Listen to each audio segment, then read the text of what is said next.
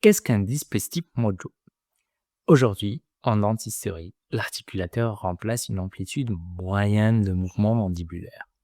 Les dispositifs de type mojo permettent d'enregistrer la cinétique mandibulaire de chaque patient, c'est-à-dire les mouvements réels de la mandibule du patient lors de sa mastication, en prenant en compte la vraie amplitude du mouvement, son asymétrie, ainsi que les contacts en occlusion dynamique, c'est-à-dire pendant sa mastication. Ainsi, au lieu de faire un montage en occlusion statique et d'essayer de régler par la suite approximativement sur patient avec du papier bleu, une fois l'occlusion dynamique enregistrée, chaque guidage et pente cuspidienne peut être adapté afin de guider correctement et ne pas modifier l'occlusion dynamique déjà existante chez le patient.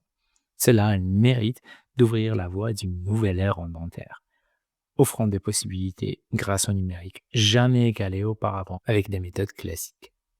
C'est entre autres pour cela que je vous disais que le numérique, c'est bien plus que le fait de faire une couronne rapidement au cabinet. Le numérique offre une ouverture à un monde de nouvelles possibilités qui sont simplement inenvisageables avec les méthodes classiques.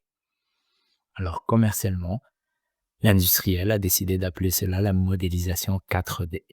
En réalité, cela reste de la modélisation 3D, avec en plus la formation des mouvements mandibulaires, qu'ils ont décidé de compter comme une quatrième dimension. Autant le préciser afin de rester dans la simplicité et ne pas compliquer inutilement la compréhension. Alors sur le marché, Mojo a été la première entreprise à proposer cette solution. C'est aussi l'entreprise qui semble le plus avancée sur le sujet. Néanmoins, en faisant le tour du congrès dentaire de l'IDS en Allemagne en 2021, j'ai remarqué que des entreprises comme Amann Girrbach ou Zirkonzan développent une solution similaire.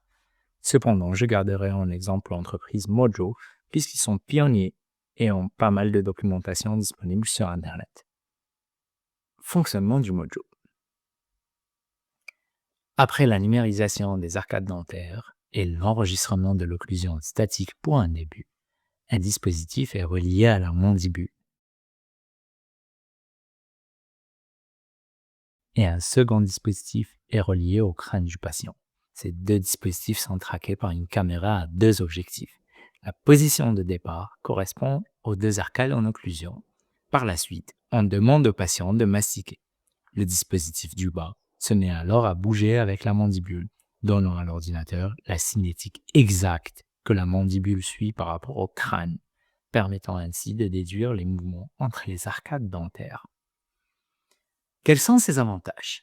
Les mouvements réels sont enregistrés, ce qui est une révolution dans le monde dentaire. Cela permet un degré de planification qui n'était pas possible avant l'arrivée du numérique. Cela réduit les traitements après les poses des prothèses, l'occlusion dynamique étant déjà prise en considération lors du montage et la forme des dents. Cela participe au solutionnement des problèmes articulaires et la précision annoncée par le fabricant est entre 50 à 120 microns. Les inconvénients d'un tel système, c'est qu'il y a une bonne courbe d'apprentissage pour maîtriser le système.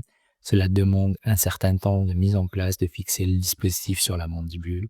Votre prothésiste doit savoir intégrer le résultat.